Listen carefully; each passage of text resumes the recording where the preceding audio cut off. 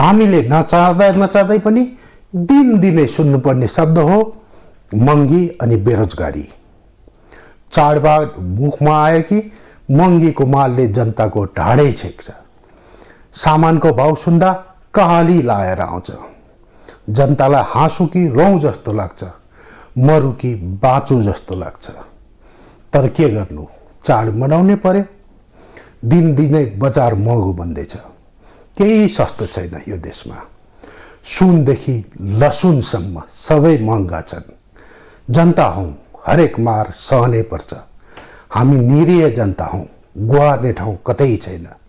अर्कोतिर देशमा जागिर नपाएर विदेश जानेको ताती बढ्दैछ। सग्ला गएकाहरू बाकसमा फर्कने क्रम पनि बढ्दैछ। उता महँगी र बेरोजगारी नियन्त्रणको जिम्मा पाएका राज्यका संयन्त्रहरू जनताको समस्यालाई नचिने जस्तो गर्छन्। आँखा चिम्लिन्छन्, बुझेर पनि बुझ पचाइरहेका छन्। यस्तै लाग्छ हामीलाई। जनताको ढाड जति सेकिए पनि राज्य संयन्त्रलाई कुनै वास्ता छैन। विदेश गएका जनता बाकसमा फर्किए पनि कुनै वास्ता छैन। दल, नेता, जनप्रतिनिधि र कर्मचारी तन्त्रले मिलेर काम गर्ने हो भने महँगीलाई नियन्त्रण गर्न सकिन्छ, कालो बजारी रोक्न सकिन्छ, स्वदेशमै रोजगारी सिर्जना गर्न पनि सकिन्छ। तर कालो नोटमा रमाएकाहरू जनतालाई राहत दिन चाहँदैनन्। रेमिट्यान्समा रमाएको राज्य रोजगारी सिर्जना गर्न चाहँदैन। त्यसैले त हामीले भन्नु परेको छ, इनफ इज इनफ, अब अति भयो। म चेतन पाण्डे, स्वागत छ इनफ इज इनफमा। बजार निकै महँगो हुन थालेको छ। चाडबाडलाई व्यापारीले कमाउने मौका मान्छन्। नेता र कर्मचारी तन्त्र पनि कालो बजारी गर्नेलाई धाप मार्छन्। बेरोजगारी र महँगीलाई नदेखेझै गर्छन्। किन? हामीसँग यस्ता समस्यालाई रोक्ने कुनै संयन्त्र छैन कि हाम्रो भाग्य नै खोटो छ? इनफ इज इनफमा आज हामी प्रतिनिधि सभाको उद्योग तथा वाणिज्य र श्रम तथा उपभोक्ता हित समितिका सभापति समेत रहनुभएका जनमत पार्टीका उपाध्यक्ष अब्दुल खानसँग यही प्रश्न गर्नेछौँ। तर एकैछिनको विश्रामपछि हेर्दै गर्नुहोस् बागमती एचडी।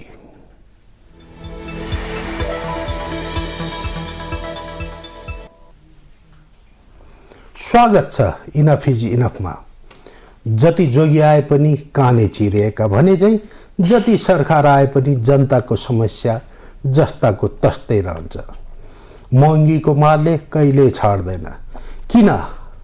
हामी किन यति लाचार छौँ? हाम्रो सरकार किन यति लाचार छ? हाम्रो राज्य किन यति लाचार बन्दैछ?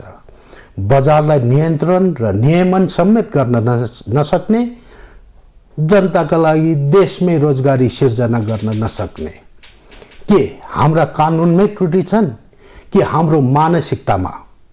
इनफ इज इनफमा आज हामी प्रतिनिधि सभाको उद्योग तथा वाणिज्य र श्रम तथा उपभोक्ता हित समितिका सभापति समेत रहनुभएका जनमत पार्टीका उपाध्यक्ष अब्दुल खानसँग यही प्रश्न गर्नेछौँ।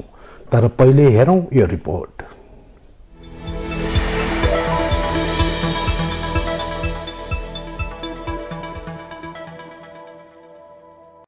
हरेक मानिसको सहज जीवनयापन गर्ने पहिलो आवश्यकता हो घाँस, बाँस र कपास। यी आवश्यकता पूरा गर्ने एकमात्र माध्यम हो रोजगारी। तर हामी नेपाली सहज जीवन जिउने यी आवश्यकता भन्दा निकै टाढा छौं। बजारमा हरेक दिन महँगी बढ्न थालेको छ। जनताको पेटमा भोकको आगो रन्किन थालेको छ। स्वदेशमै कमाउने र बाँच्ने कुनै आधार नदेखेपछि युवाहरू वैदेशिक रोजगारीमा जान बाध्य छन्। हरेक दिन वैदेशिक रोजगारीमा जाने तातीले राज्यको मन पोलेको छैन। दुःखको कुरा त मरुभूमिको तातो बालुवामा पसिना बगाउने युवाहरूले घर पठाउने पैसालाई सरकारले राज्यको आम्दानी मान्छ। जति रेमिट्यान्स बढ्छ राज्य त्यति नै खुसी बन्छ। नेताहरू भोट माग्दा समेत वैदेशिक रोजगारीमा बिना ढेवा पठाउने आश्वासन दिन्छन्। तन्दुरुस्त हुँदा विदेश गएका युवा लासका रूपमा बाकसमा फर्किँदा समेत राज्यको मन पक्लिँदैन। देशमै रोजगारी सृजना गर्ने उपायमा दल र नेताहरू बीच कहिल्यै छलफल हुँदैन। उता चाडबाड नजिकैसँगै बजारलाई महँगीको रापले तताएको छ। जनता दिक्क बनेका छन्। यसपालिको दशैं र तिहार कसरी मनाउने भनेर अतासिन थालेका छन्। तर सरकारले महँगी नियन्त्रणमा समेत कुनै चासो देखाएको छैन, जसले गर्दा कालोबजारी गर्नेहरूले छुट पाइरहेका छन्। सरकारी संयन्त्र यस्ता समस्यामा सुस्त देखिने हो भने हामीले भन्नै पर्छ, इनफ इज इनफ, अब अति भो।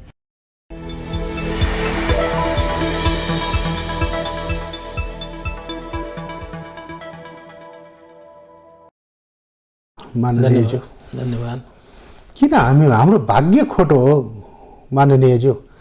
किन भन्दाखेरि हामीले धेरै परिवर्तन ल्यायौँ, हामीले धेरै काम गऱ्यौँ जनताले आफ्नो तर्फबाट, तर राज्य संयन्त्रमा पुगे कसैले पनि जनताको बारेमा सोचेनन्।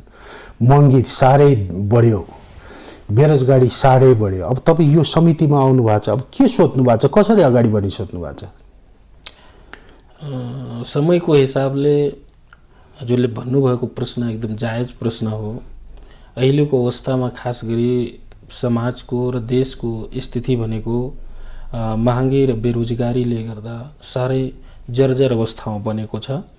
तर यो नियन्त्रण हुँदैन, यसबाट हामी मुक्ति पाउँदैनौँ, यो समस्या समाधानै हुँदैन भन्ने मानसिकताबाट पनि हामी हट्नुपर्छ।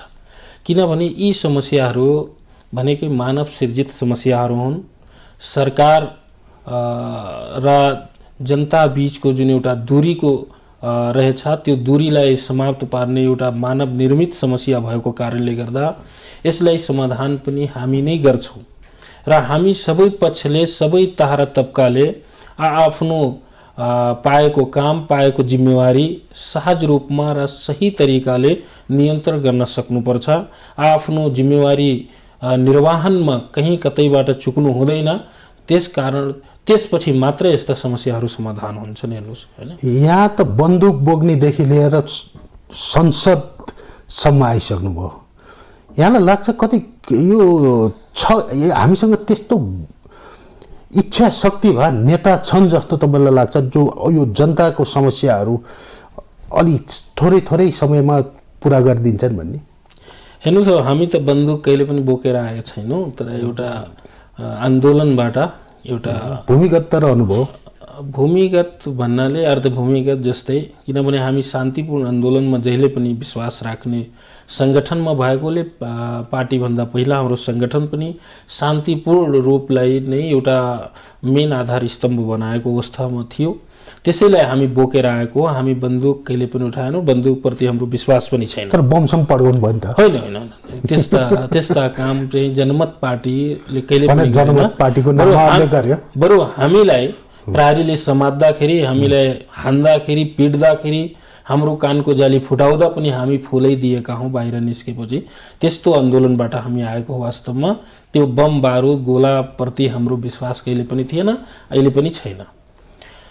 र खास गरी हजुरले सोध्नु भएको प्रश्न चाहिँ यो समस्या कहिलेसम्म रहिरहन्छ, यसको निवारण के हो, कसरी गर्न सकिन्छ भन्ने विषयवस्तुमा कुरा गर्दाखेरि, अब यो समस्या भनेको जबसम्म हाम्रो मानसिकतामा परिवर्तन आउँदैन, जब हामी उपभोक्ताहरू आफै सचेत हुँदैनौँ, तबसम्म यो समस्या रहिरहन्छ मलाई लागिरहेछ। हेर्नुहोस्, किनभने हाम्रो मानसिकता के छ भने हामी देशभित्र उत्पादनको कुरा गर्दैनौँ।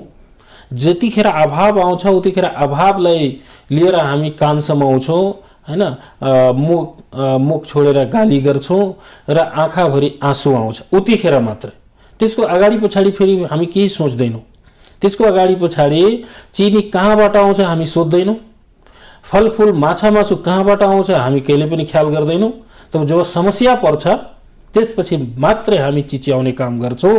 यसमा हामी तपाईँ मिडियाहरूले पनि र आम उपभोक्ताहरूको पनि यो चाहिँ एउटा मानसिकता रहेको छ। यो मानसिकताबाट हामी माथि उठ्नुपर्छ र यो पुरै वर्षभरि नै, म त भन्छु पुरै 365 दिन नै यसको निम्ति अनुगमन हुनुपर्छ र जनताले चाहिँ नेताहरूलाई सचेत गराउनुपर्छ। मिडियाकर्मीहरूले पनि यस्ता समाचारहरू, दैनिक उपभोग्य वस्तुहरूको समाचारको निम्ति चाहिँ जहिले पनि यो कुरालाई उजागर गर्नुपर्छ प्रत्येक दिन। मेरो सोच छ एउटा कुरा, हैन, एउटा मानसिकताको कमी। अर्को कुरा के रहेछ भने राजनीतिक जुन सिस्टम छ हाम्रो देशको, यो सिस्टम पनि कहीँ न कतै हाम्रो देशलाई आत्मनिर्भर हुनबाट रोकिरहेको अवस्था छ। हेर्नुहोस्, किनभने देशभित्र उद्योग कल कारखानाहरू खोल्नलाई पनि 11-11वटा मन्त्रालयमा धाउनु पर्ने अवस्था छ हैन। विभिन्न किसिमका सामानहरू जुन हाम्रो देशमा छँदै छैन बाहिरबाट ल्याउनु पर्छ, त्यसलाई ल्याउनको निम्ति पनि यस्तो झन्झटिलो प्रक्रिया छ कि 1 महिनामा त्यो प्रक्रिया पुरै हुँदैन, लगभग 3-4 महिना 6 महिना जति त्यो प्रक्रिया पुर्याउनै लाग्छ। अब यस्तो अवस्थामा जब चाड पर्व आउँछ, जब कुनै एसेन्सियल काम आउँछ, त्यस पछाडि मात्रै हामीले त्यसप्रति खोज तलास गर्छौँ। त्यो राजनीतिक सिस्टम पनि त्यही रहेछ र हाम्रो मानसिकता पनि त्यही रहेछ। त्यसकारण यो राजनीतिक सिस्टमलाई जुन ऐन कानुनहरू छ, जुन विभिन्न किसिमका नियमावलीहरू छन्, जुन कार्यविधिहरू छन्, त्यसमा पनि सच्याउनु पर्छ र हामी उपभोक्ताहरूले पनि आफ्नो मानसिकतालाई परिवर्तन गरेर यसलाई चाहिँ सचेतीकरणतिर लाग्नुपर्छ, उत्पादन गर्नेतिर लाग्नुपर्छ। हाम्रो देश बनाउनु छ भने उत्पादन नगरेसम्म कहीँ कतै सम्भव छैन। जहिले पनि चाडपर्व आउँछ हामी मर्कामा पर्छौँ। हामी त यति परनिर्भर भइसक्यौँ कि खानेकुरा पनि परनिर्भरता, कमाउन पनि परनिर्भरता, अनि कहाँबाट सुधार गर्ने? हाम्रो एउटा कानुन बनाउनु पनि परनिर्भरता, अनि हामी कहाँबाट? म त्यही कुरा भनिरहेछु नि, जब जब समस्या आउँछ तब तब कराउने, जब जब समस्या आउँछ तब टाउको समातेर रोएर कहीँ राज्य पाउँदैन। हेर्नुहोस्, यसको निम्ति हामीले काम गर्नै पर्छ। हामी कहिले समस्या, मैले तपाईँलाई भन्दैछु नि त, हाम्रो देशमा के हामी सागसब्जी उत्पादन गर्न सक्दैनौँ? हाम्रो देशमा के हामी फलफुल उत्पादन गर्न सक्दैनौँ? हाम्रो देशमा के हामी तरकारी उत्पादन गर्न सक्दैनौँ? हाम्रो देशमा के हामी माछा र मासु उत्पादन गर्न सक्दैनौँ? अहिले नै उत्पादन भएर वस्तु यहाँ बिक्री हुँदैन। एउटा उदाहरणलाई, हामी नेपालीले उत्पादन गरेको गोडबेडा सडकमा फालिन्छ, तर विदेशबाट ल्याइन्छ, आयात गरिन्छ, अनि त्यो पछि कसरी यहाँका किसान भएर बाँच्ने? म त्यही त भनिरहेछु नि, हामीले ल्याएको गोल भेडा हामीले फालेको हो कि बिचौलियाले फालेको हो, त्यो कुरा चाहिँ हामीले ख्याल गर्नुपर्छ। किनभने जुन हाम्रो देशमा गोल भेडा फालिएको न्युजहरू आए च्यापच्याप्ती, ती कुनै किसानले फालेको होइन, त्यो कुनै आम उपभोक्ताले फालेको होइन, त्यो एउटा बिचौलियाले फालेको हो। किन? बिचौलियाले फालेर यहाँ देखाइसकेपछि न्युजवालाहरूले, आम सञ्चार माध्यमहरूले त्यही न्युजलाई हाइलाइट गरेर देखाए ती कस्तो मान्छेले त्यो फालेको हो। पहिला त्यो किन फाले? त्यो फालेपछि मानौ 10 कुन्टल फाले भने त्यसको आडमा उसले 100 कुन्टल बाहिरबाट ल्याउँछ, अनि बाहिरबाट नल्याएपछि उसलाई फाइदा हुँदैन। त्यसकारण हाम्रो देशको वस्तुहरू, हाम्रो देशमा जति उत्पादनहरू छ त्यो उत्पादन पहिला हाम्रो देशमा खपत हुनुपर्छ। त्यसको चाहिँ हामीहरूले न्युज पनि हाइलाइट गर्नुपर्छ र आम उपभोक्ताले हाम्रो देशको चाहिँ वस्तुहरू, तरकारीहरू किन्नुपर्छ। जबसम्म यो राज्यले बिचौलिया, कालो बजारीहरूलाई ताप मारिरहन्छ, उनीहरूलाई काखीमा च्यापेर राखिरहन्छ भने अनि पछि कति बेला सुध्रिने त? त्यो राज्यले च्यापेको होइन, त्यो हामीहरू आम जनताले च्याप्न लगाएको हो। त्यो वास्तवमा भन्नुपर्दा, किनभने आम जनतालाई कुनै समस्या पर्दा, आम जनतालाई कुनै दिक्कत पर्दा, कुनै अप्ठ्यारो हुँदा त्यतिखेर राज्यको संयन्त्रहरूलाई उहाँहरूले खोज्नु पर्ने। कहाँनिर समस्या समाधान? माइती घर मण्डलमा उभिनु पर्छ, राज्यको संयन्त्र होइन। त्यो सबै कुरामा माइती घर मण्डलमा उभिनु पर्छ भन्ने कुरा पनि ठिकै हो। ल ठिक छ, माइती घर मण्डलमा उभियौँ, हामी सिंहदरबारमा उभियौँ, हामी चाहिँ यो पार्लियामेन्टको अगाडि उभौँ, तर हामी कुनै बिचौलियाहरूलाई नसमातौँ। बिचौलियाहरूलाई हामी आफ्नो पकेटबाट निकालेर गोजीबाट आफूले कमाएको पैसा नदिउँ, त्यतातिर पनि सचेत हुनुपर्छ कि पर्दैन? ठिक छ, आन्दोलन गरौँ। बिचौला कालो बजारीले नै पालेको छन् सबै नेताहरू। होइन, कालो बजारीले नेताहरूलाई पाल्यो होला, त्यही त नेताहरूलाई नपाल्यो होला। यदि नेताहरूलाई सुधार गर्नु छ भने, नेताहरूलाई सुधार्नु छ भने त्यो सिस्टमलाई हटाउनु पर्छ नि त। यो एउटा उमेरको नेटो काटिसकेका नेताहरूलाई सुधार्न अब सकिन्छ? त्यही भएर त नयाँ शक्तिहरूको उदय भइरहेको छ, त्यही भएर त नयाँ पार्टीहरू उदाइरहेछन्, नयाँ नेताहरू आइरहेछन्, नयाँ नेतृत्वहरू आइरहेछन्। त्यसप्रति पनि विश्वास गर्नुपर्छ नि त। यहाँ जनता कस्तो, जतिखेर तपाईँलाई पनि थाहा होला, एमसीसी पास हुने बेलामा कति ठुलो आन्दोलन भएको थियो। त्यतिखेर यहीँका जनताहरूले, यही आम जनताहरूले के भन्दै थिए भने फलानु नेताको घाँटी काटिदिन्छु, फलानुलाई यो गरिदिन्छु, त्यो गरिदिन्छु भन्ने जनताले फेरि भोट कसलाई दिएर पठायो त? तिनै नेताहरूलाई भोट दिएर पठायो कि पठायो? नयाँ त यहाँहरूलाई पनि पठायो अहिले होइन संसदमा, तर के भने यहाँहरू पनि त सत्तातिर लाग्नुभयो, यो खिचडी सरकारमा जानुभयो, गर्न के सक्नुहुन्छ र? मैले तपाईँलाई एउटा कुरा के भन्दैछु भने हो, यो कुरा तपाईँले बढी व्यापकताको हिसाबले प्रचार गर्दै हुनुहुन्छ कि तपाईँहरू पनि सत्तातिर लाग्नुभयो? हामी आएकै सत्ताको लागि हो नि त। सत्ता नभए के सुधार हुन सक्छ भन्नु त? एउटा कुरा तपाईँलाई म एउटा कुरा भन्छु, तपाईँ सत्ता बिना के परिवर्तन गर्न सक्नुहुन्छ मलाई भन्नु त? एउटा कुनै सत्ता बिना केही पनि गर्न सकिँदैन। यहाँ त सत्ता बिना तपाईँले कुनै ठाउँमा गएर कुनै मानव पशुपति छ, पशुपतिमा गएर तपाईँ परमिसन बिना पानी पनि खुवाउन सक्नुहुन्न भने सत्ता यस्तो चिज हो। त्यसकारण सत्तामा आएपछि न सुधार गर्ने हो, सत्तामा नआइकन सुधार गर्न सकिँदैन। र हाम्रो देशको जुन सिस्टम छ हैन, हाम्रो देशको जुन लोकतान्त्रिक प्रक्रिया छ, यसमा बहुमतले कुरा निर्धारण गर्ने हो, अल्पमतले चाहेर पनि हुँदैन। त्यसकारण हामीहरू जति नयाँ दलहरू आएछौँ ती नयाँ दलहरूले एक ठाउँमा उभे पनि हामी अहिले बहुमतको अवस्थामा छैनौँ। सत्ता नभई विकास त हुँदैन, तर सत्तामा बलियो उपस्थिति पनि त हुनुपर्छ होला। त्यही त, बलियो उपस्थितिको लागि जनता पनि सचेत हुनुपर्छ, हामीले बलियो तरिकाले ल्याउनु पर्छ। अहिले तपाईँ हेर्नुहोस् त, संसददेखि सडकसम्म हामी नयाँहरूको आवाज कहाँ गुन्जिएको छैन, पुरानाहरूलाई हामी कहाँ सचेत गराइरहेका छैनौँ भन्नु त? अहिले त विभिन्न मेरै समितिमा विभिन्न निर्णयहरू अहिले भइरहेछन्। तपाईँ पुरानाहरूले के निर्णय गर्थे, हामीहरू नयाँहरूले नै त्यो निर्णय गर्न बाध्य बनाइरहेछौँ। होइन, हामी बजारको अनुगमनको लागि गर्नुपर्छ, हामीले उपभोक्ताहरूले ठग्नु हुँदैन, हामीहरूले जसरी भए पनि समयमा चाहिँ उपभोग्य वस्तुहरू जनतालाई दिनुपर्छ भन्ने वकालत त हामी ठाउँ ठाउँमा गरि नै रहेछौँ। त्यसको निम्ति हाम्रो आफ्नो जिम्मेवारी हामी निभाइरहेछौँ। अब जनताको जिम्मेवारी हो कि हामीलाई कुन रूपमा पठाउने हो, हाम्रो आकार कतिको राख्ने हो। अहिले हाम्रो 6 जना संसद छ, हामी जनमत पार्टीको तपाईँ सङ्घीय संसद भनेको 6 जना छ। अब 6 जनाले चाहेर के यो परिवर्तन गर्न सकिन्छ?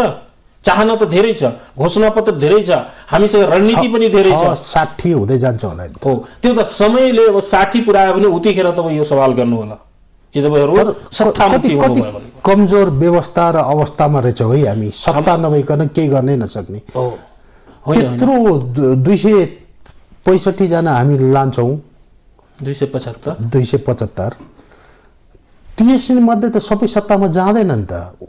त्यो प्रतिपक्षमा बस्नेले केही गर्न सक्दैन देशमा। सत्तालाई तपाईँले कुन हिसाबले हेर्दै हुनुहुन्छ? त्यो प्रतिनिधि सभामा राज्यसभामा बस्नेहरू सत्ता मात्रै होइनन्, ती मन्त्रीमण्डलमा बस्नेहरू सत्ता मात्रै होइनन्। सत्ता भनेको जहाँबाट नीति र निर्देशन गरिन्छ त्यो भनेको सत्ता हो। खै हामीले त संघीयता ल्यायौँ, स्थानीय 3-3वटा सरकार बनायौँ, तर आजसम्म नि त्यो सबै नियन्त्रण हामी संघीय सरकारले गरिरहेछ। त्यो पनि त एउटा खराब अवस्था होला नि त। यो कुराप्रति म एकदम पूर्ण सहमत छु।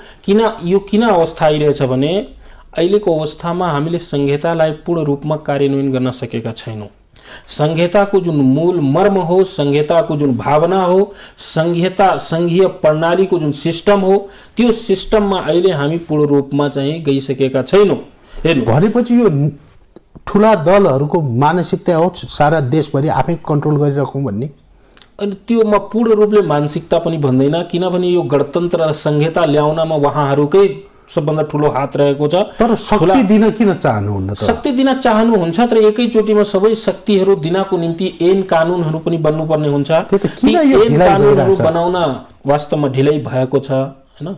यो विभिन्न कारणले गर्दा हो। हामीले संविधान जारी गरेको एक कार्यकाल त एउटा प्रतिनिधि सभा बिताइसक्यो।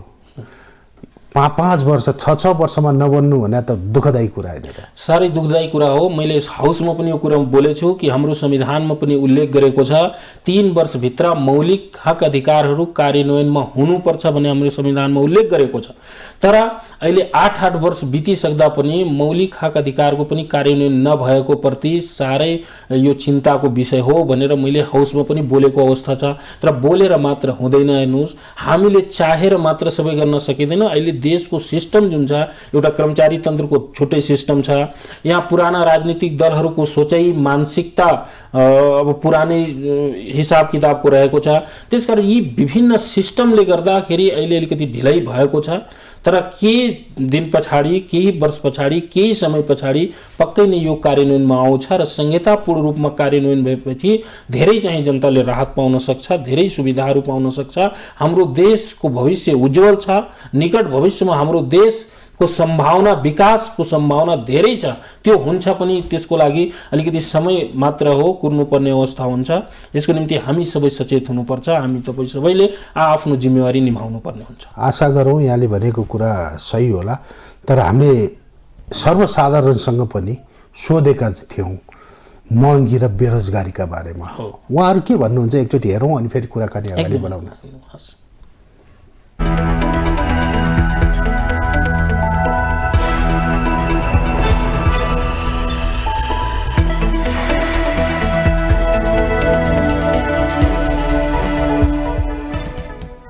यो विदेशिनुको कारण खास मलाई लाग्छ सरकारले नेपालमै केही हामी जस्तो युवाहरूलाई रोजगारका अवसरहरू सिर्जना गरिदिएको भए आज सायद म लगायत सयौँ नेपाली युवाहरूको यो दिन आउने थिएन। आउँदा दिनहरूमा यस्तो अवस्था नहोस्। अब आउने युवाहरूले नेपालमै रोजगारका अवस्थाहरू सिर्जना भए नेपालमै रोजगारी पाउन् भन्ने मेरो भनाइ छ। सरकारले यति दाजुभाइ दिदीबहिनीलाई यस्ता के अरे युवा केटाहरूलाई यहीँ नेपालमा रोजगार हुन्थ्यो भने, केही व्यवसाय दिन्थ्यो भने, सुविस्ता हुन्थ्यो भने किन अर्काको खाडी मुलुकमा गएर गैँची कोटराली बेल्चा खनेर कोही कति बाकसमा फर्केर आउन पर्छ, बाउआमा बिचिली हुनपर्छ। यहाँ नेपालमा कुनैको सरकारले केही सुविस्ता दिएको छैन। जानुहोस् गाउँघरमा बाटो त्यस्तै छ, पानी त्यस्तै छ, बत्ती त्यस्तै छ। त्यो भएर नेता कुर्ची तानेर बस्न र खोज्न मात्रै ठिकै छ। सरकारले गरेको केही छैन। चाडपर्वमा चाहिँ यो यसरी नबढ्नु पर्ने हो। जो सालमा चाहिँ 3-4 फेर यसरी चाहिँ भाउ बढिरहेको छ होइन। तेलको भाउ हेरौँ 3-4 फेर भाउ। चिनी पनि त्यो 5-10 रुपियाँ नभएर 15 रुपियाँ 20 रुपियाँ किलोमा बढिरहेछ। अनि तेलको भाउ त्यस्तै छ, चिनीको भाउ त्यस्तै छ। चामल चाहिँ बोरीमा 250-300 रुपियाँ बढिराखेको छ। ग्यास हेरौँ, ग्यास त्यस्तै छ। घटाउँदा 20-25 रुपियाँ घटाउँछ, बढाउँदाखेरि यहाँ 100-150 रुपियाँ बढाउँछ। चाडपर्व नजिकदेखि चिनीको भाउ अस्ति 90 रुपियाँ केजी थियो भने अहिले 130 रुपियाँ केजीसम्म खुद्रा बेच्नुपर्छ हामीले। पहिला 5000मा पाउँछ भने अहिले 6000 बोरा भएको छ। त्यसले गर्दा नै हामीले झार्न नसकेर बेच्न पनि सकेका छैन। सरकारलाई अहिले भन्ने हो भने सरकारलाई फुर्सद छैन। सत्ता जोगाउने कि आफ्नो चाहे राजनीतिक कार्यकर्ता जोगाउने कि र काण्डहरू जोगाउने कि भन्ने फुर्सद छैन। त्यो एउटा जनतामा ध्यान कसैले दिएको छैन। बजार भावको कुरो नगर्नु। बजार भाव तपाईँको गोलभेडा किलो 130-40 पुगिरहेको छ। चिनी भाउ 130, तेलको भाउ 200-300। आमामामा डबल भइरहेको छ नि। कृषिमा चाहिँ बढी जोड गरिदिनु भयो भने, कृषिको आधुनिकीकरणको लागि व्यवस्था पनि गरिदिनु भयो भने, र अहिले यो जति पनि छ कर्मचारीहरूको तलब भत्तादेखि लिएर यो चाहिँ महँगी भत्ताको पनि व्यवस्थित गरिदिनु भयो भने राम्रो हुन्छ होला जस्तो लाग्छ मलाई। यो राज्यको कमजोरी हो, किनभने बजारमा कुनै चिजको ठेगान छैन। आज एउटा भाउ छ भने महिना दिन 15 दिन पछाडि त्यसको डेढा बढेर गएको छ। अब सर्वसाधारणहरूले किनेर खाने बाँच्ने उपाय छैन। अनि कति चिजहरू चाहिँ अनुगमन गरेर बजारमा बेच्न मिल्ने नमिल्ने सामानहरू, डेट एक्सपायर भएका सामानहरू पनि कतिसम्म देखिरहेको छु मैले होइन। अब यस्ताहरू भइदियो भने के हुन्छ नि, भोलि मान्छेलाई रोग व्याध लागेर चाहिँ अनेक कुराहरू रोग फैलिने होइन। डेट एक्सपायर भएको सामानहरू खायो भने मानिसलाई चाहिँ अब असर गर्ने चिजहरू हुन्छ।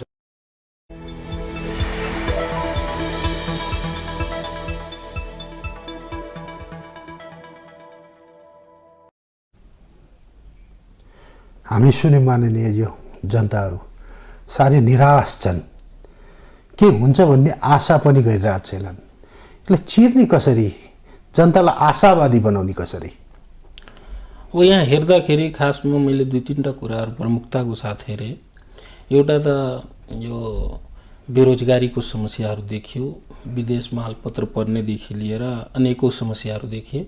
अर्को उपभोक्ताहरूले उपभोग्य वस्तुहरू अभावको कारणले गर्दा महँगीको शिकार भइरहेको अवस्था देखियो र त्यसको अलिकति सोलुसन पनि देखियो। कृषिमा जोड दिनुपर्ने सरकारले र सरकारले अनुगमनतिर अलिकति ध्यान दिनुपर्ने भन्ने कुराहरू देखेँ होइन। अब यसमा पहिलो कुरा जुन छ बेरोजगारीको कुरा र विदेश जाने कुरा, यसमा दुई तीनटा कुरा छ हेर्नुस्। बेरोजगारी वास्तवमा हाम्रो देशको ठुलो समस्या हो। यो हामी सबैले भोगिरहेछौँ, हामी सबैलाई अनुभव छ यस विषयमा। तर विदेश जानै हुँदैन भन्ने मानसिकता पनि राख्नु हुँदैन। विदेश अहिले विदेश पलायन हुनेको दुई तीनटा मुख्य कारणहरू छ।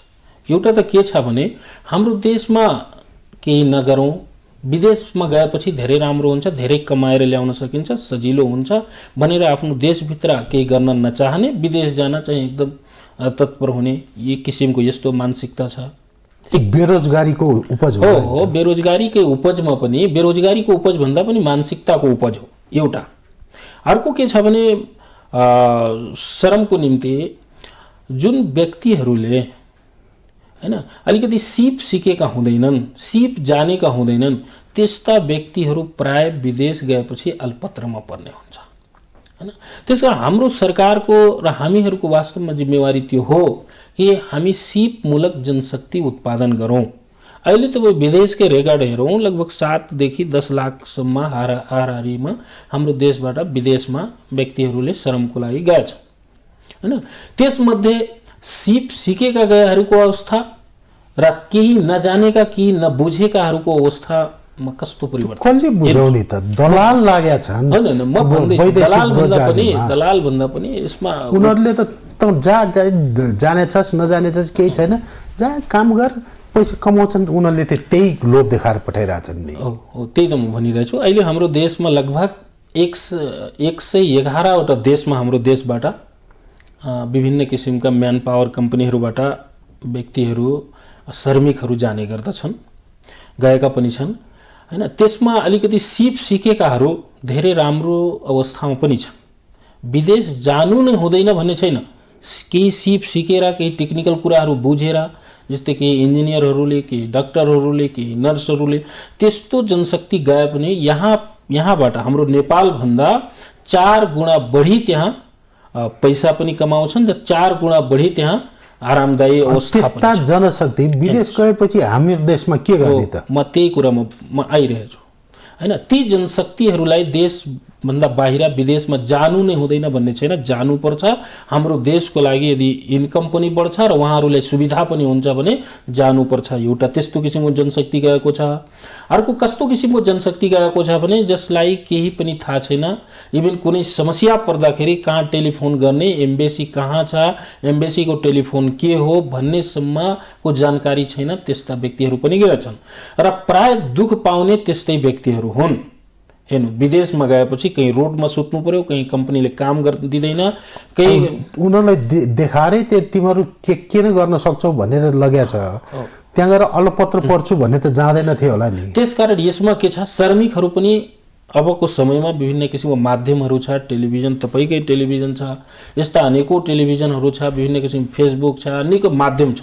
यसबाट सिक्नु पर्यो एउटा कुरो। अर्को कुरा, विदेश जाने जुन केही पनि थाहा छैन त्यस्तो जनशक्तिलाई नेपाल सरकारले पनि ट्रेन्ड गरेर पठाउनु पर्ने हुन्छ। कम्तीमा एटलिस्ट कुनै दुःख सुख पर्दाखेरि हैन, त्यो तपाईँले टेलिफोन कहाँ गर्नुपर्छ, एम्बेसीमा कसरी सम्पर्क गर्नु, यतिसम्मको जानकारी हुनुपर्छ।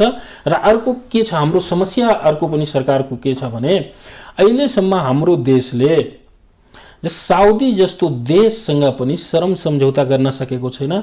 यो दुःखद कुरा रहेछ, म तपाईँले भन्दैछु। किनभने म नै सरकार हो, म नै सबै कुरा हो भन्ने छैन।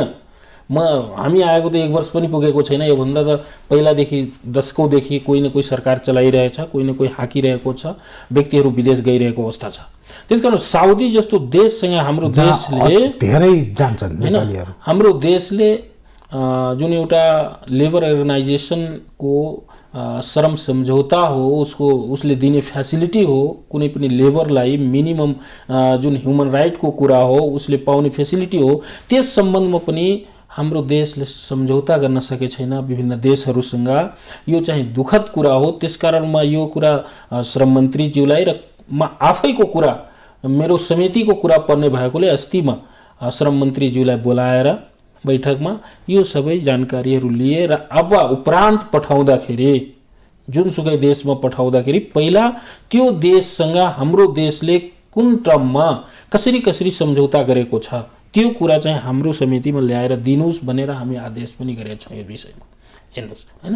त्यसकारण यो श्रमको जुन कुरा छ, बेरोजगारीको कुरा छ, बेरोजगारी हुनु अर्को के कारण छ भने हाम्रो देशमा औद्योगिक क्रान्ति भइरहेको छैन। उद्योग धन्दाहरू हाम्रो देशमा 10 वटा औद्योगिक क्षेत्रहरू छन्, जसमा कुनै पनि औद्योगिक क्षेत्रमा 7 दिन चल्ने उद्योगहरू छैन। हेर्नुहोस्, यो दुःखको कुरा रहेछ। कुनै उद्योगहरू 3 दिन चल्ने, कुनै 7 दिन चल्ने। नाफामुखी भयो, अति नाफामुखी, थोरै त नाफा खोज्छन् होला तर अति नाफामुखी भयो, त्यसले पनि त हो नि उद्योगमा फस्टाएको। व्यापारीहरूको आफ्नै समस्या छ। हेर्नुहोस्, यहाँ उद्योग दर्तादेखि लिएर सञ्चालन हुनेसम्म, सञ्चालनको अवस्थासम्म सानो व्यापारीको दुःख हो। म भन्दैछु ठुलो व्यापारीको दुःख रहेछ। त्यो सम्म राज्यले जुन दिनुपर्ने सुविधा हो त्यो दिइरहेछ। जस्तै अहिले मुठीभरकोलाई त दिएछन्। अस्तिदेखि हामीसँग नै, हाम्रो समितिमा नै बिस्कुट फ्याक्ट्रीका, चाउचाउ फ्याक्ट्रीका विभिन्न किसिमका उद्योगी साथीहरू आउनुभयो र हामीलाई अहिले बिस्कुट बनाउनको लागि चिनी अपुग हुन थाल्यो। 1 हप्ता पछाडि चाहिँ हाम्रो उत्पादनमा कमी आउने भयो। 2 हप्ता पछाडि हामी कसरी उत्पादन गर्छौँ यसको निम्ति केही भने यो कुरालाई लिएर मैले उद्योग वाणिज्य आपूर्ति मन्त्रालयदेखि लिएर तपाईको अर्थ मन्त्रालय सबैमा म पुगिसकेँ। हेर्नुहोस्, यसमा मैले पाएको के छ भने केही नियम कानुनका कुराहरू पनि छन् जुन अहिले हाम्रो देशमा कल कारखानाहरूलाई सञ्चालनमा समस्या दिइरहेछन्। अर्को एउटा मानसिकताको उपज पनि रहेछ हैन, ढिला सुस्ती गर्ने, काम छिटो छरितो नगर्दिने, विभिन्न किसिमका कर्मचारीहरूले बहाना बताउने, विभिन्न किसिमका बाधा अड्काउ देखाउने भन्ने जस्ता अनेकौं नियम कानुनहरू बाँझिएको जस्तो समस्याहरू देखाउने। यसको निम्ति आजै हाम्रो समितिमा बैठक थियो। आजै मैले उद्योग वाणिज्य श्रम मन्त्रीज्यू, सहसचिवज्यूहरू, प्रबन्धकज्यूहरू सबैलाई बोलाएर यस विषयमा छलफल गरेँ। अब यसको निकास दिनुपर्छ भन्ने मैले कुरा गरेँ। यहाँले एउटा मैले काटी यहाँको कुरा, यहाँले व्यापारीहरूको हितको लागि त भन्नुभयो, त्यो सग्लो रूपमा त्यो मरुभूमिमा गरेर बाकसमा आउनेहरू जसले देशलाई रेमिटेन्स पठाइरहेका थिए आज बाकसमा आछन् मरेर, लास बनेर। तिनीहरूको घर परिवारको हितको लागि पनि के गर भनेर निर्देशन दिनुभएको छ कि छैन? मैले योभन्दा पहिला हजुरलाई भनिसकेँ कि जुन जुन देशमा हामीले अहिले कामदार व्यापक रूपमा पठाइरहेछौँ ती देशहरूसँग हाम्रो श्रम सम्झौता के रहेछ त्यो चाहिँ हामीलाई उपलब्ध गराउनु भनेर निर्देश दिएको। बिमा पा छैनन्, बिमाको रकम पा छैनन्, परिवारहरूमा रुवावासी छ। हो, एकदम एक समस्या छ। अर्को कुरा मृत्युको कुरा जुन छ, बाकसमा आउने जुन कुरा छ, वास्तवमा यो एकदम दुखदायी छ। प्रत्येक दिन हाम्रो एयरपोर्टमा चाहिँ सरदरमा 3 वटा लास हैन हाम्रो एयरपोर्टमा सरदर रूपमा आउने गर्छन् भन्ने कुराहरू हामीलाई पनि जानकारी छ। हेर्नुहोस्, तर मैले भने नि जबसम्म हामी टेक्निकल र सिपमूलक जनशक्ति बाहिर पठाउँदैनौँ, सिपमूलक तालिम दिएर जबसम्म पठाउँदैनौँ तबसम्म यो समस्या मलाई लाग्छ एकैचोटि सिद्धिन्छ भन्ने छैन। हाम्रो शिक्षाको स्तर यस्तो कमजोर छ कि, हाम्रो प्राविधिक शिक्षाको अवस्था यस्तो कमजोर छ कि कहाँबाट दिने? पहिले त त्यतातिर पनि त तयारी गर्नु पर्ला नि त, गर्नुपर्छ। प्राविधिक शिक्षाको तयारी गर्नु पर्ला। भएको एउटा सिटिभिटीलाई पनि अहिले ध्वस्त बार्ने जस्तो अवस्थामा लागेछ कति राज्यको निकायहरू। त्यस्तो अब कसरी दिने? सिप कसले दिने? त्यही त म भनिरहेछु, यो राज्यको जिम्मेवारी हो, यो देशको जिम्मेवारी हो। कुनै पनि नागरिकलाई उसको जीवनयापन गर्नको लागि, उसको जीवन चलाउनको निम्ति श्रम गर्ने उसको अधिकार हो। श्रम दिनु पर्यो, रोजगारी दिनु पर्यो भने मौलिक हकभित्र पनि पर्दछ यो कुरा हैन। तर दुर्भाग्यवश के हो भने देशको अवस्था हैन र देशको आर्थिक तन्त्रको अवस्था, यसले गर्दा हाम्रो देशका श्रमिकहरूले भोगिरहेछन् थुप्रै समस्याहरू। विदेशसँग हामीले किन राम्रो सम्झौता गर्न सकिरहेका छैनौँ? हामीले देशभित्र टेक्निकल एजुकेसनहरू, शिक्षामा सुधार किन गर्न सकिरहेका छैनौँ? यो विषय एकदम गम्भीर विषय हो। वास्तवमा यो विषयलाई निराकरण गर्नको निम्ति विभिन्न किसिमका निर्देशनहरू, विभिन्न किसिमका सुझावहरू, रायहरू हामीले आफ्नो स्तरबाट दिइरहेछौँ। तर यो एकैचोटि सबै कुराहरू राम्रो भइहाल्छ, एकैचोटि सबै समस्याहरू समाप्त भइहाल्छ भनेर भन्ने अवस्था अहिले छैन। यसको निम्ति हामीहरू सचेत भएर वैदेशिक रोजगारमा पनि जानुपर्छ र देशभित्र पनि विभिन्न किसिमका रोजगारहरू आफै सिर्जना गर्नुपर्छ। सानातिना रोजगारीमा हामी आफै लाग्नुपर्छ, त्यो विदेशको मुख ताक्नु हुँदैन भन्ने सोच हामी नागरिकमा पनि हुनुपर्छ। यहाँलाई सोधौँ, रेमिट्यान्समा आउँदाखेरि राज्य खुसी हुनुपर्छ कि पर्दैन? हुन्छ कि हुँदैन? हेर्नुहोस्, रेमिटेन्स आउनु कुनै गलत कुरा होइन, तर रेमिटेन्स आउँदाखेरि निम्ति आएको समस्या ठुलो हो। हाम्रो सामाजिक अवस्थादेखि धेरै अवस्था बिगारेको छ नि त वैदेशिक रोजगारीले। धेरै अवस्था बिगारेको छ, तर धेरै अवस्था सपारेको पनि छ, धेरै सपारेको पनि छ, धेरै बिग्रेको पनि छ। तर खेत बाँझो हुन थालेको छ।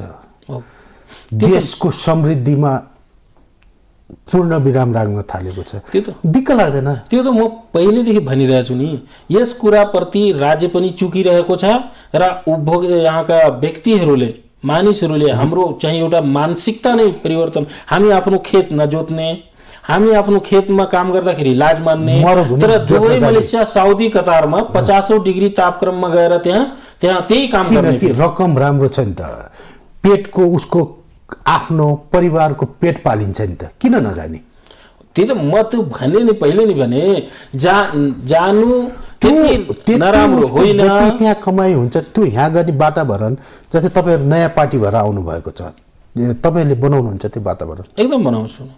त्यो त हामीले गर्दा भएको भए अहिले सबै समस्या समाधान हुन्छ, तर हामी त्यो अवस्थामा छैनौँ। किनभने हामी त सुरुमै भन्यो नि, मानौ तपाईँको पार्टीले अर्कोचोटि बहुमत पायो, स्पष्ट बहुमत, के समस्या समाधान गर्न सक्नुहुन्छ? अब पहिला स्पष्ट बहुमत पाउनु पर्यो एउटा कुरा हैन। मानौ न के छ र, मानौ हाम्रो पार्टी एकदम स्पष्ट बहुमत ल्यायो, हामी सरकार चलाउने सम्मको स्थितिमा पुग्यौं भने त्यो स्थितिमा हाम्रो देशमा समस्या के रहेछ? मानौ किसानको समस्या छ, ठीक? किसानको समस्या समाधानको निम्ति के चाहियो? एउटा के चाहियो भने किसान बीमा चाहियो, अर्को किसानको निम्ति के चाहियो? प्लॉटिंग सिस्टम चाहियो, सिंचाइको व्यवस्था चाहियो कि चाहिएन? अर्को किसानको लागि के चाहियो? उसले उत्पादन गरेको, उसले उब्जाएको वस्तुहरूको भाव निर्धारण हुनु पर्यो, गभर्नमेन्टले किन्ने सम्मको व्यवस्था गर्नु पर्यो हैन, त्यो गर्नु। अर्को किसानको लागि बजारको व्यवस्था हुनु पर्यो, अर्को किसानको बीमाको व्यवस्था हुनु पर्यो। यति कुरा भइसकेपछि एउटा किसानको कार्ड हुनु पर्यो, म किसान हो, यो किसानलाई कसरी हामी रिवार्ड गर्ने, यो किसानलाई कसरी पनिसमेन्ट गर्ने भने किसान कार्डको व्यवस्था गर्यो। यदि 4-5 वटा भयो भने किसानको लागि हुँदैन। अनि यहाँ कसले कृषि गर्दैन भन्नु त? मध्यम वर्गको जो सबैभन्दा ठुलो मारमा छन्, महँगीको मारमा पनि ठुलो मारमा मध्यम वर्ग हुन्छ, जो जागिरे वर्ग, उनीहरूको लागि के सोध्नु भएको छ त? एकदम छ। जागिरे वर्गको लागि हामीले त पटक पटक आवाज नै उठाइरहेछौँ। हेर्नुहोस्, अहिले हाम्रो देशमा शिक्षकहरूले बिचारा आन्दोलन नै गरे, तपाईँहरूले पनि हेर्नुभयो, कति समाचार सम्प्रेषण गर्नुभयो। राज्यलाई सुनाउन धेरै दिन लाग्यो, धेरै त लागेन, तर केही दिन लाग्यो। यतिसम्मको आन्दोलन यति छिटो समाधान हुनु पनि राज्यको निम्ति राम्रो कुरा हो, शिक्षकहरूको लागि पनि राम्रो कुरा हो। यसमा राज्य चुकेको छैन, म राज्यलाई धन्यवाद दिन्छु, सरकारले धन्यवाद दिन्छु। तर शिक्षकहरू जुन मावि शिक्षकहरू छन्, +2 पढाइरहेछन्, ब्याचलर पढाइरहेछन्, मास्टर पढाइरहेछन्, उहाँहरूलाई सुविधा के? जस्तै एउटा अधिकृतले हाम्रो मन्त्रालयभित्र काम गर्छ भने एउटा उपसचिवले मन्त्रालयभित्र काम गर्दा उसले पाउने सुविधा, एउटा गाडी पाउँछ, ड्राइभर पाउँछ, सबै कुरा पाउँछ। तर एउटा शिक्षकले जुन बिचारा +2 पढाइरहेछ हैन, 12 घण्टा बिचारा पढाउँछ, त्यसलाई के सुविधा? त्यसकारण त्यस्तालाई सुविधाहरू हामीले दिनु पर्यो। डाक्टरहरूलाई सुविधा दिनु पर्यो, सुरक्षा पनि दिनु पर्यो डाक्टरलाई त। जसरी निजामती कर्मचारीहरूलाई सुविधा दिइन्छ, सिंहदरबारमा काम गर्नेहरूलाई सुविधा दिइन्छ, त्यसरी नै शिक्षक वर्गलाई र डाक्टरहरूलाई उहाँहरूलाई पनि त्यो हिसाबको सुविधा दिन सक्नुपर्छ, एउटा कुरा। अर्को कुरा, अहिले जुन तलबको स्केल छ, त्यो स्केलले हाम्रो देशमा के गरिरहेछ? अहिले भ्रष्टाचारको बिउ जन्माइरहेको छ। किनभने जब एउटा एकजना कर्मचारीले दिनभरि काम गर्छ, महिनाभरि काम गर्छ, त्यसपछि उसको तलब आउँदाखेरि उसको परिवारलाई पालन पोषण हुँदैन भने उसले के गर्छ? त्यसकारण जुन कर्मचारी वर्गमा छ, एकदम सेवा सुविधा एकदम पर्याप्त मात्रा बनाउनु पर्छ। यसमा दुई मत छँदै छैन। हेर्नु, हाम्रा सिपाहीहरूको हालत हेर्नु त, पुलिस प्रशासन हेर्नु त, वो बोर्डरमा यतातिर गस्ती गर्ने र बोर्डरको पारी गस्ती गर्नेहरूको कति फरक छ, सेलेरीहरूमा, सुविधाहरूमा कति डिफरेन्स छ। अनि त्यहाँ भ्रष्टाचार राज्यले कहाँबाट ल्याएर राज्यले उत्पादन गर्नु पर्यो।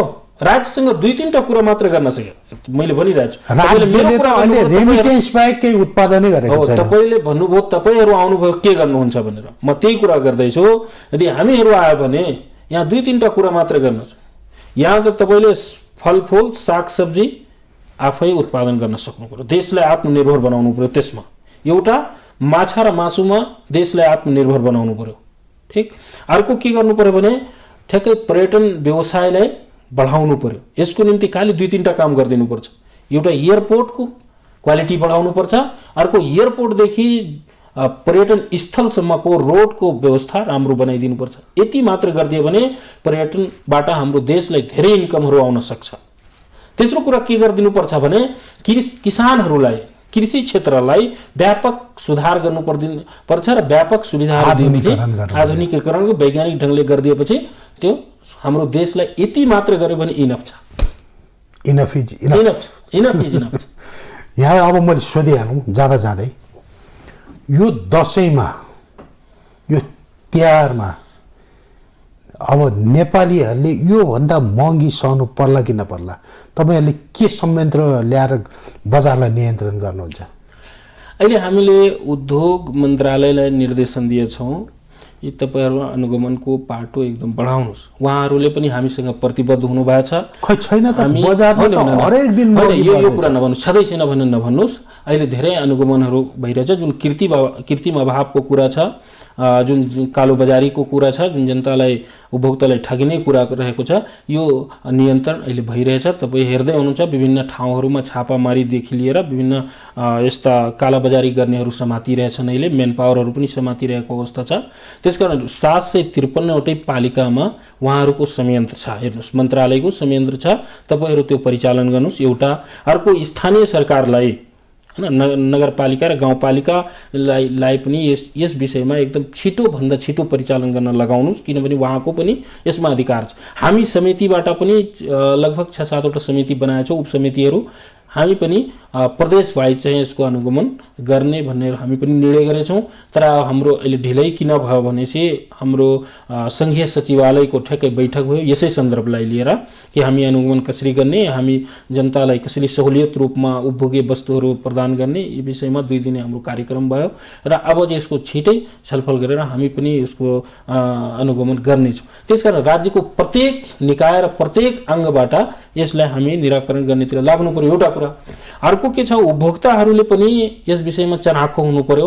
उहाँहरू पनि रिपोर्टिङ गर्नु पर्यो। जस्तो मन्त्रालयले रिपोर्टिङ गर्दा हुन्छ, स्थानीय सरकारलाई गर्दा हुन्छ, हाम्रो समितिलाई पनि गर्दा हुन्छ कि कहाँ कहाँ कालोबजारी भइरहेछ, कहाँ कहाँ चाहिँ त्यो सहज रूपमा आपूर्ति भइरहेको छैन। त्यस्ता प्रमाणसहित यदि हामीसँग भेटायो भने हामी पनि त्यसमा पहल गर्छौँ र सम्बन्धित निकायले, सम्बन्धित ठाउँलाई त्यो कुराहरू नहोस् भन्ने हाम्रो पनि चाहना छ। माननीयज्यू यहाँ नै झोला बोकेर कहिले तरकारी खाद्यान्न किन्न जानुहुन्छ? तेरेका झोला बोकेर आजकल पनि म जान्छु त, आजकल पनि म जान्छु। कस्तो बढेछ त? म त आएको मेरो महँगी कति थाहा छैन होला जस्तो लाग्छ। 2 महिना भित्रमा अहिले कति महँगी बढेछ? एकदम बढेछ। यो हाम्रो समितिमा अनि तपाईँले कसलाई गुनासो गर्नुभयो? होइन, मैले पनि गुनासो गरिरहेको छु नि। मैले पनि मन्त्रालय मन्त्रीज्यूलाई मभन्दा त अब कार्य एक्सनमा आउने समितिमा बसेको माननीयको कुरा यो राज्यले सुनेन। हैन, अरु कसको सुन्छ? जनताले के सुन्छ? नसुन्ने होइन, यो चाहिँ कुरा होइन। सुनिरहेछ, सुनेरै मन्त्रीज्यू आएर जवाब दिनुहुन्छ, सचिवज्यूहरू जवाब दिँदै हुनुहुन्छ भने नसुनेर होइन, एकदम सुनिराख्नु भएको छ। तर अब समिति, मेरो जुन समिति छ, समितिले डाइरेक्ट एक्सन लिन पाउँदैन। हेर्नु, डाइरेक्ट कारवाही पोजिसनमा आउँदैन। सल्लाह दिने हो, सुझाव दिने हो, आदेश दिने हो, राय दिने हो, हाम्रो काम यो हो। हामीले आफ्नो स्तरको काम गरिरहेछौँ। मन्त्रालयले मलाई लाग्छ यस विषयमा अहिले धेरै तदारुकता देखाएको छ। यसमा उसले अहिले चुक्ने अवस्था छैन, सकभर हामी गर्छौँ। अब यस्ता कालाबजारी गर्नेलाई दण्डित गरेर जनताको अगाडि नाङ्गे चार बनाउनु पर्छ भन्ने यहाँलाई लागेको छ कि छैन? यसमा 2-3टा कुरा छ। मुक्ति दिने मैले भनिरहेको छु नि, हाम्रो देशले यस्तो कानुन बनायो अहिले कि भारतबाट 100 रुपियाँ भन्दा बढीको सामान ल्यायो भने भन्सार तिर्नुपर्छ भनेर कानुन बनाइहेर्नुहोस् हैन। कानुन बनाउँदाखेरि कतिको चाहिँ समाजले एक्सेप्ट गर्ने खालको छ, कति बनाउँदाखेरि उपयुक्त हुन्छ भन्ने कुरा पनि सोच्नुपर्छ। यो कुरा बनाउँदाखेरि अब तपाईँ आफै विचार गर्नुहोस्। भने हाम्रो कानुनमै त्रुटि छ, धेरै कानुन नियम ऐन कानुन आजै निर्देशन दिएछौँ हामी, आजै निर्देशन दिएपछि यसको नियमावली तपाईँ सच्याएर ल्याउनुहोस् भनेर संघीय मामिला यहाँसँग धेरै कुरा गर्नु छ माननीयज्यू, तर समयको अलिकति अभाव भयो।